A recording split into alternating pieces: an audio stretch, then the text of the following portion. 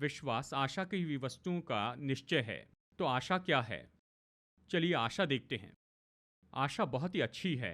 चलिए मैं इसकी परिभाषा देता हूँ बाइबल के अनुसार और फिर बताऊंगा कि ऐसा क्यों कहा है।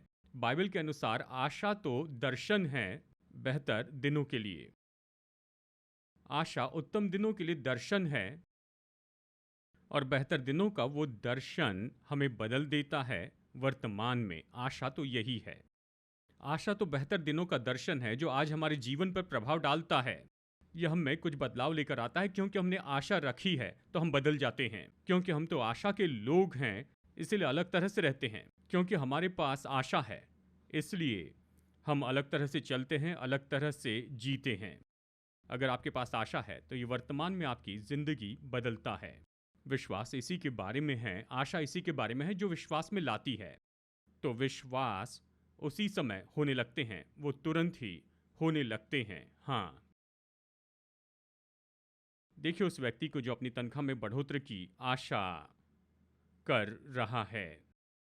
तनख्वाह बढ़ने की अगर आशा कर रहा है तो आप उससे बदला हुआ देखेंगे। तनख्वाह बढ़ने की आशा कर रहा है तो वो बेहतर काम करेगा, अच्छी तरह से काम करेगा क्योंकि तनख्वाह बढ़ने की आशा कर रहा है। आशा के कारण वो अलग तरह से काम करता है। हाँ, ये वर्तमान में आपकी मनोदशा बदल देता है। हाँ, अब आशा कहाँ से आती है? हाँ, इसके बारे में मैं चाहता हूँ कि इसे अच्छे से समझ ले। मेरे साथ में निकालिए रोमियो 15। रोमियो अध्याय 15। विश्वास कहाँ से आता है? हाँ, हम जानते हैं कि विश्वास कहाँ से आता है, लेकिन आशा कहाँ से आती है? मैं बताना चाहता हूँ कि आशा कहाँ से आती है और आपको बहुत ही अच्छा उदाहरण दिखाना चाहता हूँ कि आशा कैसे काम करती है। रोमियो अध्याय 15। हम जानते हैं विश्वास कहाँ से आता है। रोमियो 10:17 सब जानते हैं। विश्वास सुनने से और परमेश्वर का वचन सुनने से आता है। तो विश्वास कहाँ से आता है? परमेश्वर का वचन सुनने से आता है। पर आशा कहाँ से आती है? आशा विश्वास की शुरुआत की जगह एक तरह से ये एक जैसे ही है। आशा भी परमेश्वर के वचन से आती है, बाइबल ये कहती है बहुत से वचनों में। तो अब सुनिए रोमियो 15 वचन 4। जितनी बातें पहले से लिखी गई वो पुराने नियम के वचन के बारे में कहता है। सब जो पुराने नियम में लिखा है, जो कुछ भी पहले लिखा गया था, वे हमारी शिक्षा के लिए लिखी गई है कि हम धीरज और पवित्र शास्त्र की शांति के द्वारा आशा रखें। कहता है जो कुछ भी पहले से लिखा हुआ है वो हमारी शिक्षा के लिए लिखा। यहाँ पुराना नियम तो सीखने के लिए बहुत बड़ा स्रोत है, इस तरह से कहता है। जब हम इसे पढ़ते हैं इसमें बहुत से पाठ हैं, हम जीवन के बारे में बहुत कुछ सीख सकते हैं। कहता है हमारी शिक्षा के लिए। क्यों? ये क्या करता है? अगर मैं कहानी पढ़ता हूँ अब्राहम, इसहाक, याकूब, यूसुफ की, इस्राएली लोगों की, राहाब की, मूसा, ये सब इब्रानियों अध्याय 11 में है। हम इसे देखने वाले हैं। जानते हैं हम बहुत से लोगों के जीवन का अध्ययन करेंगे कि कैसे विश्वास के द्वारा उन्होंने महान काम किए। विश्वास ने उनके लिए क्या किया, विश्वास ने कैसे उन्हें बदला, विश्वास उनमें कैसे शुरू हुआ। मैं विश्वास आशा से शुरू होता है ये कह रहा हूं और मैं आपको दिखाऊंगा अब्राहम और दूसरों के जीवन में कैसे विश्वास आशा से शुरू हुआ। आशा जिससे सब कुछ शुरू हुआ और फिर ये विश्वास में बढ़ा। और विश्वास कैसे काम करता है और उस कारण वो ऐसे काम करते हैं जिस पर विश्वास नहीं होता।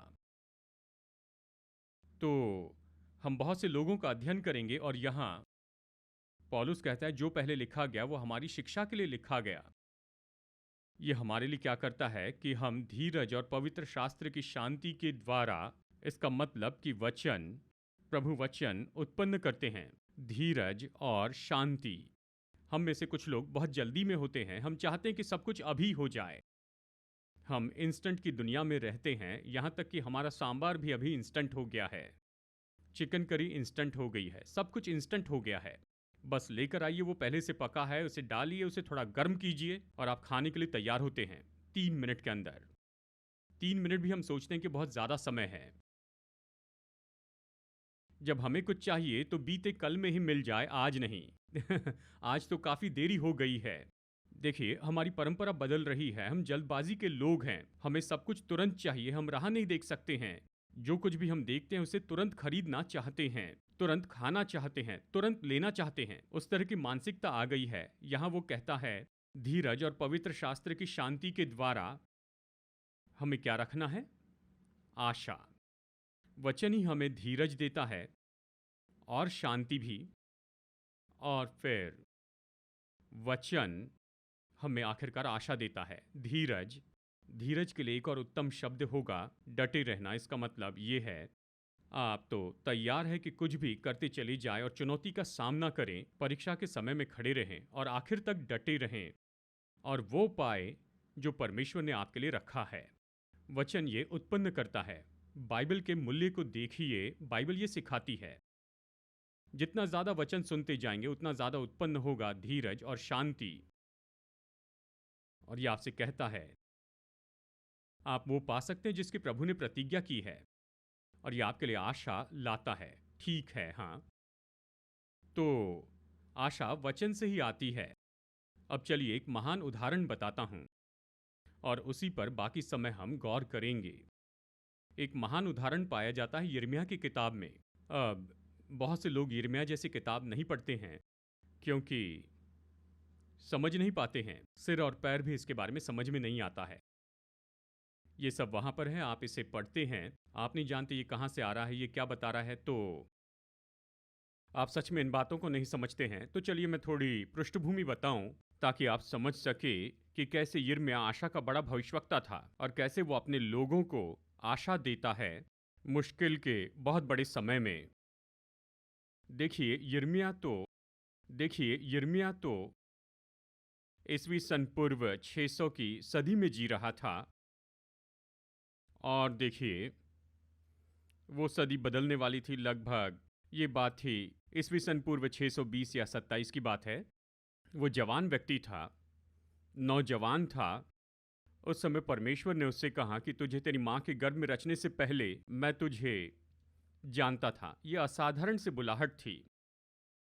कुछ लोग जन्म से ही बुलाए जाते हैं, लेकिन यह ऐसा व्यक्ति है जो गर्भ में रचे जाने के पहले से बुलाया गया। प्रभु ने कहा, तुझे गर्भ में रचने से पहले मैं तुझे जानता था। प्रभु ने कहा, मैं तुझे जानता था। तेरे जन्म के पहले मैंने तुझे अलग रखा है। मैंने तुझे जातियों का भविष्यवक्ता ठहराया। यिर्मयाह 1:5। और फिर परमेश्वर उसकी जीभ को छूते हैं, वो भविष्यवक्ता बनता है। उसकी जीभ आग से भरी होती है। वो कहता है, मेरी हड्डियों में आग है, मैं कैसे न बोलूं। वो परमेश्वर का महान जन बनता है, भविष्यवाणी करने लगता है अपने लोगों पर परमेश्वर की बातों की। और 40 साल के बाद और लगभग 587 ईस्वी सन पूर्व में बेबीलोनियन बड़े सामर्थी होने लगे। अशरूर उस समय बड़ा साम्राज्य था और वो संसार पर राज्य करते थे एक बड़े साम्राज्य के रूप में। अब बेबीलोनियन बढ़ने लग गया, वो अशरूर के लोगों को परेशान करने लगे। बेबीलोनियन तो छोटे राज्य और छोटे देश लेने लग गए और उनसे कर लेने लगे, और ये सब उस समय के बड़े साम्राज्य यही तो करते थे। तो बेबीलोन वहाँ पर उदय हो रहा था, बड़ा साम्राज्य बन रहा था। और फिर उन्होंने यरूशलेम को घेर लिया था। यरूशलेम को घेर लिया। कई महीनों तक यरूशलेम के घेराव के कारण उसमें भूखमरी हो, यानी शहर को घेर लिया था और वो अंदर बाहर नहीं जा सकते थे, लेन देन नहीं हो सकती थी, कुछ भी बाहर नहीं लेकर जा सकते थे, ना भीतर ला सकते थे। ऐसे में किसानी नहीं कर सकते, चल फिर नहीं सकते थे, काम नहीं कर सकते थे। गांव के रूप में सुरक्षा से कि काम कर सके, तो सब कुछ मानो एक जगह पर थम गया। वो भूख में थे, भोजन वस्तु भी समस्या बन गई। सिद्किय्याह नाम का मनुष्य उस समय इस्राएल का राजा था। फिर भी वो सोच रहा था बेबीलोन के इतने बड़े राजा नबूकदनेस्सर को हरा सकेगा, जो हर जगह पर जा रहा था। और फिर बेबीलोन का राजा वो तैयार था कि अंदर आकर यरूशलेम को ले ले, कि यरूशलेम को जीत ले, पर सिदकिय्याह देने को तैयार नहीं था। सिदकिय्याह के पास बहुत से भविष्यवक्ता थे जो उस पर भविष्यवाणी कर रहे थे। यिर्मयाह परमेश्वर के द्वारा नियुक्त भविष्यवक्ता था, पर ऐसे दूसरे लोग थे जिन्हें परमेश्वर ने नहीं भेजा। यिर्मयाह में पढ़िए, परमेश्वर ने उनसे कहा कि मैंने तुम्हें नहीं भेजा। किसी तरह उन्होंने अपने बैग पैक किए और उन्होंने चुन लिया, खुद का नाम भविष्यवक्ता रख दिया और जाकर भविष्यवाणी करने लगे पैसों के लिए। ये जो पैसों के लिए भविष्यवाणी करते थे, उसे जो पसंद आता था वो उस पर भविष्यवाणी करते। तो वो सिदकिय्याह के पास में आए और उसे जो पसंद था वो भविष्यवाणी की। उसे ये सुनना पसंद था, परमेश्वर तेरे साथ है, जा और युद्ध में जीत जा। उन दिनों में सब भविष्यवक्ता से पूछते थे। नए नियम में ऐसे नहीं, नए नियम में परमेश्वर बताते हैं, उसका पवित्र आत्मा सब में है, वो आपसे बात करता है। पुराने नियम में परमेश्वर भविष्यवक्ता से कहता था और राजा को भी जाकर भविष्यवक्ता से पूछना था। तो भविष्यवक्ता ने कहा, जाओ लड़ो, तुम जीतोगे, परमेश्वर हमारी ओर से है, हम जीतेंगे। ओ सिदकिय्याह, तुम ही वो मनुष्य हो, तुम महान हो। ऐसे भविष्यवाणी कर रहे थे। लेकिन यिर्मयाह ने कहा, सिदकिय्याह सुनो, परमेश्वर का न्याय इस्राएल पर आया है। हम तो परमेश्वर से दूर चले गए, दूसरों की सेवा की, परमेश्वर की नहीं सुनी, और ये सब जो हो रहा है अब, काफी समय से प्रभु ने हमें चेतावनी दी, हम पर अनुग्रह किया, बार बार हमें क्षमा किया, हमें आशीष दी, हमें मिस्र में से निकाला, हमें प्रतिज्ञा का देश दिया, हमें इतनी आशीषें दी, और वो यही चाहता था कि हम उसके मार्गों में चले, दूसरे ईश्वरों की सेवा न करें, और जो उसने नहीं करने के लिए कहा वही तो तुमने किया है, और इसलिए ये न्याय का समय है। अभी बेबीलोनियन के द्वारा जो हो रहा है ये परमेश्वर का न्याय है। तो इनसे लड़ते हुए अपनी शक्ति बर्बाद मत कर, ये परमेश्वर का न्याय है। लेकिन अगर तुम जानोगे कि ये न्याय है और तुम पश्चाताप करोगे, तो इसके द्वारा परमेश्वर हमें यरूशलेम में वापस लेकर आएंगे, हमें स्थापित करेंगे और अंत में हमें आशीष देंगे। लेकिन सिदकिय्याह सुनने को तैयार नहीं था। उसने यिर्मयाह भविष्यवक्ता की नहीं सुनी, झूठे भविष्यवक्ताओं की सुनी, उनकी भविष्यवाणी पसंद की, और यिर्मयाह के बारे में कहा कि यह हमारे देश के विरुद्ध में है, और उसे जेल में डाल दिया, क्योंकि ये भविष्यवाणी करके कह रहा था, देखो यरूशलेम जलने वाला है, हमारे लोग बेबीलोन में गुलाम के रूप में ले जाए जाएंगे, वो वहां पर काफी समय तक रहेंगे। हाँ, झूठे भविष्यवक्ता ने कहा हम वहां पर 2 साल रहेंगे, फिर परमेश्वर नबूकदनेस्सर को दंड देंगे और हमें वापस लेकर आएंगे। इसने कहा नहीं, हम वहां काफी समय रहेंगे। और सिदकिय्याह यिर्मयाह की सुनना ही नहीं चाहता था, दूसरे भविष्यवक्ता की सुनना चाहता था जिसने कहा 2 साल। इसी तरह की बात वहां हो रही थी। तो यिर्मयाह को देश के विरुद्ध में भविष्यवाणी करने के लिए जेल में डाला, उसे जेल में डाला गया, और वहां जेल के कमरे में रहते हुए, जबकि बेबीलोनियन ने घेर रखा था, उन्होंने यरूशलेम को घेर लिया। वो सबको बंदी बनाने वाले थे, लोगों को गुलाम बनाना चाहते थे, पूरे शहर को नाश करना और भवन जलाना चाहते थे, शहरपनाह तोड़ने वाले थे। बहुत बड़ी गड़बड़ी और विनाश वहां पर होने वाला था। और बिल्कुल इसके बीच में आते हैं अध्याय 30, 31, 32, 33, ये 4 अध्याय। इनमें सबसे विख्यात बाइबल के वचन हैं जो आपने अब तक सुने होंगे, पर शायद उनका संदर्भ नहीं जानते हैं कि ये तब बोले गए थे। कुछ बहुत ही पसंदीदा बाइबल के वचन पूरे पुराने नियम से वो आते हैं, उन 4 अध्यायों से। प्रचारकों को पसंद है।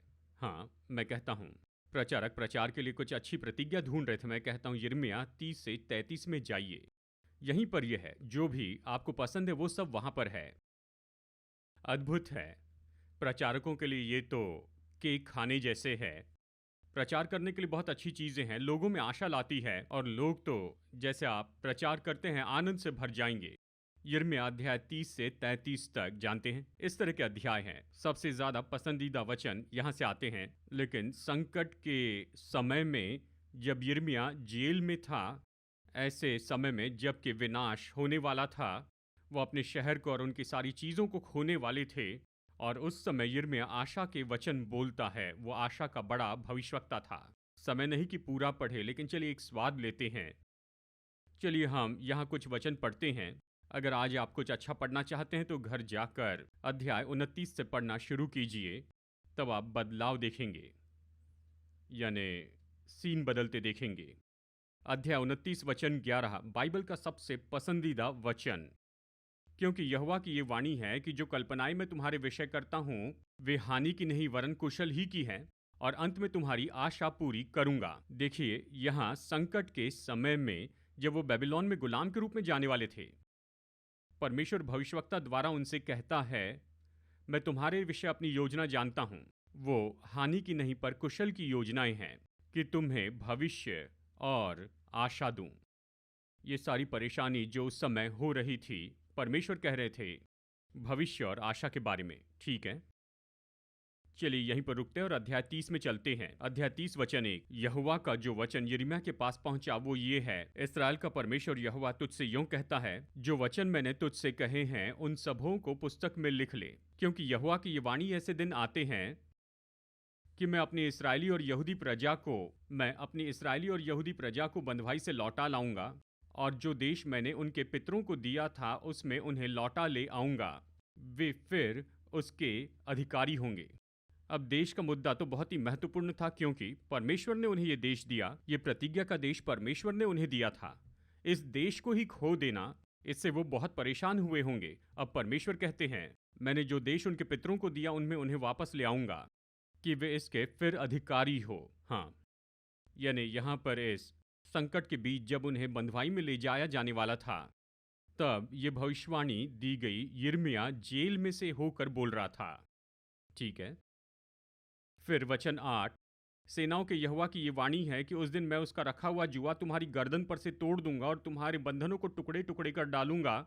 सेवा न कराने पाएंगे, परंतु वे अपने परमेश्वर यहोवा और अपने राजा दाऊद की सेवा करेंगे, जिसको मैं उन पर राज्य के लिए ठहराऊंगा। इसलिए हे मेरे दास याकूब, मत डर, हे इस्राएल विस्मित न हो, क्योंकि मैं दूर देश से तुझे और तेरे वंश को बंधुआई के देश से छुड़ा ले आऊंगा। तब याकूब लौटकर चैन और सुख से रहेगा और कोई उसको डराने न पाएगा, क्योंकि तुम्हारा उद्धार करने के लिए मैं तुम्हारे संग हूँ। मैं उन सब जातियों का अंत कर डालूंगा जिनमें तितर बितर किया है, परंतु तुम्हारा अंत न करूंगा। तुम्हारी ताड़ना मैं विचार के साथ करूंगा और तुम्हें किसी प्रकार से निर्दोष न ठहराऊंगा। इस बड़े संकट के बीच में परमेश्वर उन्हें आशा देते हैं। अध्याय 31 में चलते हैं, वचन 3 से 5 तक। यहोवा ने मुझे दूर से दर्शन देकर कहा है, मैं तुझसे सदा प्रेम रखता आया हूँ, इस कारण मैंने तुझ पर अपनी करुणा बनाए रखी है। हे इस्राएली कुमारी कन्या, मैं तुझे फिर बसाऊंगा। वहां तू फिर सिंगार करके डफ बजाने लगेगी और आनंद करने वालों के बीच में नाचती हुई निकलेगी। तू शोमरोन के पहाड़ों पर अंगूर की बारियां फिर लगाएगी, और जो उन्हें लगाएंगे वे उनके फल भी खाने पाएंगे। और ये सब उन्हें फिर से अद्भुत प्रतिज्ञाएं दी गई थी। और फिर वचन 8, इसे गौर से सुनिए। देखो, मैं उनको उत्तर देश से ले आऊंगा और पृथ्वी के कोने कोने से इकट्ठे करूंगा, और उनके बीच अंधे, लंगड़े, गर्भवती और जच्चा स्त्रियां भी आएंगी। गर्भवती और जच्चा स्त्रियां भी आएंगी। एक बड़ी मंडली यहाँ लौट आएगी। वे आंसू बहाते हुए आएंगे और गिड़गिड़ाते हुए मेरे द्वार पहुंचाए जाएंगे। मैं उन्हें नदी के किनारे किनारे से और ऐसे चौरस मार्ग से ले जाऊंगा कि वे ठोकर न खाए, क्योंकि मैं इस्राएल का पिता हूं और एप्रेम मेरा जेठा है। परमेश्वर बड़े करुणामय हैं और उनके संकट के समय में प्रभु उनके लिए आशा कहते हैं।